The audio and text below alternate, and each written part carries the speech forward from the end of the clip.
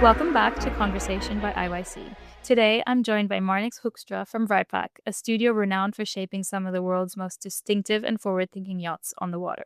In this episode, we go beyond design as aesthetics and explore the emotional and creative journey behind a new build, from the very first spark of inspiration to the moment a yacht touches the water. Welcome, Marnix. Thank you. Let's start from the very beginning of a project. What inspires you when you do start a new project? Is it architecture, travel, lifestyle, or is it something Hmm. else? Yeah, inspiration.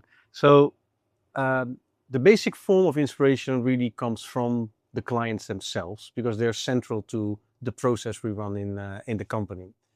Now, their wishes, their requirements, their ideas, their thoughts are super inspiring always.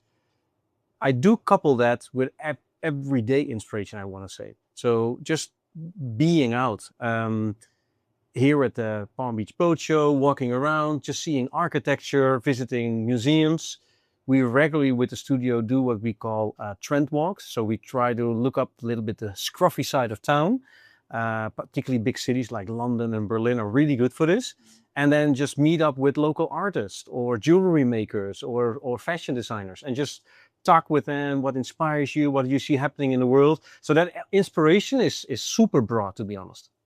And when a client comes to you with an idea, what's the first thing you feel or you think about a vision? Are you we've talked about it before, but you say it's their vision and it's not my role to change that, but obviously there are limitations. So True. where do you come into play with that? Yeah. When, honestly speaking, when clients share their thoughts, I feel pretty privileged. And the reason is that if I look at myself, if you have a thought, it's like it's from yourself. It's in your head. It's from your own. You own it. You can shape it. You can think about it. You can dream about it. But then once you share it with somebody, it's kind of like, ooh, now you and I have this dream together, or maybe even a bigger audience. So it's quite of a personal thing to be doing that. Next to the fact that designing somebody's personal quarters, their bed, their shower, their lockers, their clothing spaces, super personal. So it's very privileged. That's the thing we I would say I definitely feel when they explain what they are looking for. And then how does Vripack approach translating that client's dream into a tangible concept? Yeah.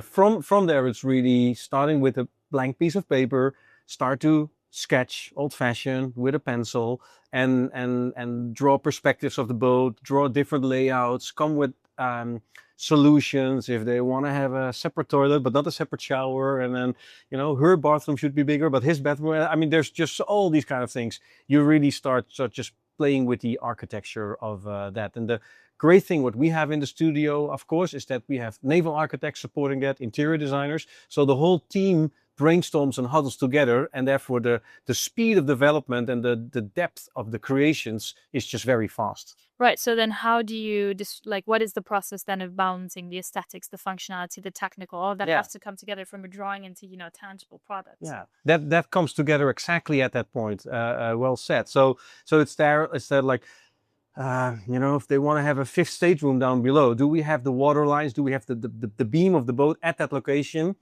to accommodate that? And is then the stabilizer not in the way, because that will make a lot of noise? So the holistic approach which we follow of those disciplines of naval architecture and interior exterior design together is really accommodating, achieving those seemingly impossible, questions sometimes. And what about those moments in the design where the creativity does clash with the practicality? They do, yeah, they do. I mean, that's kind of where we thrive. I have to be very honest. But it is sometimes super difficult. Oh, I want a windbreaking door, but it cannot block my crew when it brings the sail. It's like, oh, how do we invent that? So we've set out with CFD, so it's kind of a flow analysis in the company, and design kind of a spoiler to make crew past the sidewalks, but also allow wind to break away, or with a sports fish boat, the 52-meter special one, the engines took up so much space in the engine room, we couldn't get enough air in the engine room to make the engine just make combustion, just burn the fuel. So we've came up with the idea to have a separate ducting straight into the engine, never been done before. So they actually get their air straight from outside, just actually not from the engine room, which is what every other boat in the world does. All those things, they come together when you really thrive. and somebody all of a sudden says something, and the spark just runs through the room, and then all of a sudden you get, that's the solution. So compromise is always found, it sounds like. Honestly speaking, yeah, we don't stop digging until we have them. Yeah, true. And I want to ask you about obviously building a boat is a very emotional process. I'd say very much so Yeah, on the client and definitely for you too, because it comes with its own sets of, highs and lows. How do you manage those through a new build project? Yeah, the emotions probably a little bit underrated, right? Because we're so male orientated and dominated world.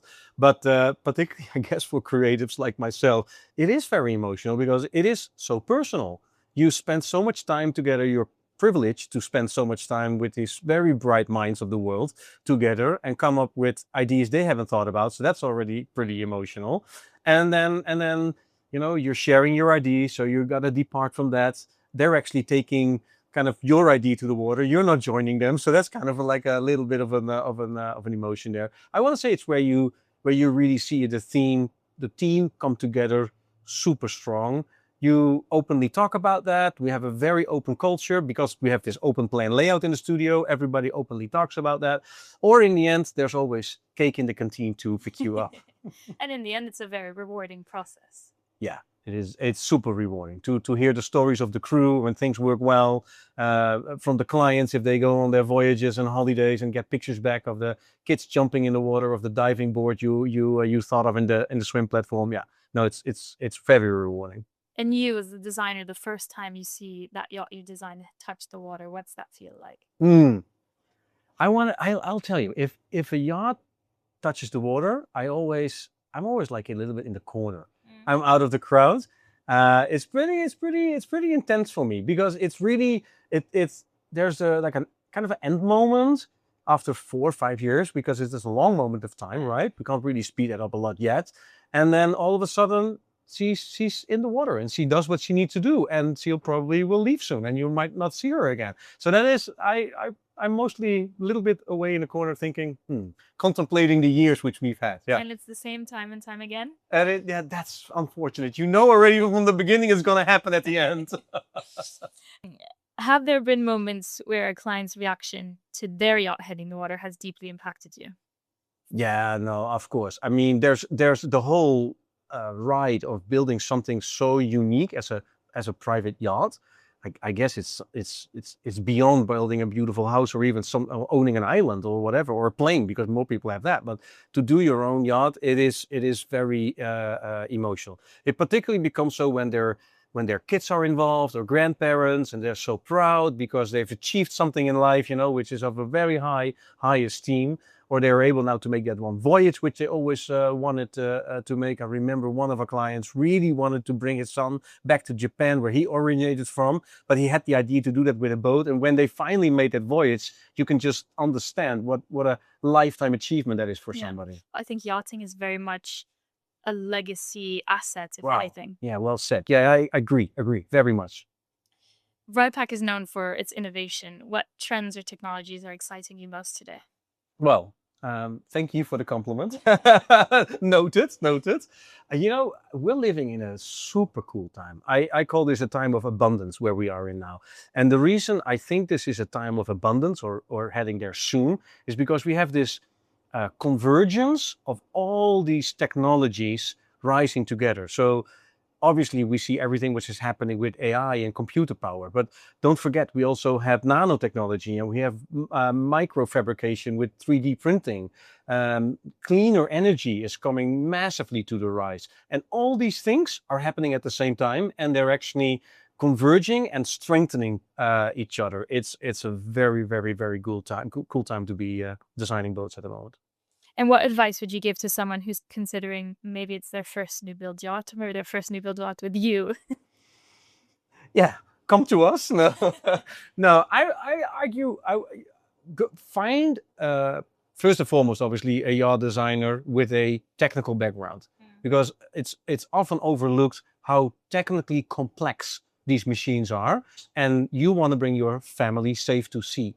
So to only think about how beautiful the interior is or how beautiful the exterior is, absolutely important, but you're missing a very important element. And then to leave that up to a third party or to a shipyard, it's kind of like, I've never understood why you would do that. It's a compromise from the beginning. So that's certainly so. And get experience on the water. Nothing beats a good charter. Nothing beats staying overnight with a friend or something. You'll learn so much if you spend a couple of days on a boat. We discussed this in another episode. We were talking about, building a pros and cons list of things that you've observed in yachts you've been on board, or really trying to get this hands-on experience first, and then go to the experts. Yeah, absolutely true. Absolutely true. And definitely everybody plays a role. So never forget. Brokers play a role, shipyards play a role, charter agents, they all are there not to trick you, but to support you in this journey and getting this knowledge. It's super important.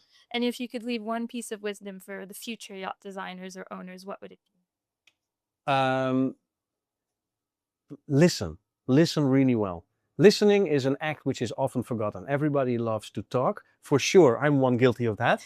But listening and deeply listening, asking questions and then listening again to the answers, it's one of the traits I had to really learn, but it brought me a long way. So I would wish young designers would take that on. And before we close, every episode, I reconnect it back to the water, which is, founding principle of everything we're doing. So I have 5 quick fire questions for you, which you should not overthink. Are you ready? Okay, let's go. Sunrise or sunset at anchor? Oh, definitely sunset. Salt on your skin or sun on your face? Salt on my skin. Warm Mediterranean breeze or Caribbean trade winds? Pacific ones? Oh. Okay, why not? Engines off or cruising at full speed? No, engines off. I'm a sailor, yeah. And a destination that you'll never tire of? Destination I'm never tired of is the Pacific. The moments I had to have with my family and just, even the work calls I made under the stars on the island, I remember them and I can smell everything and I can hear everything.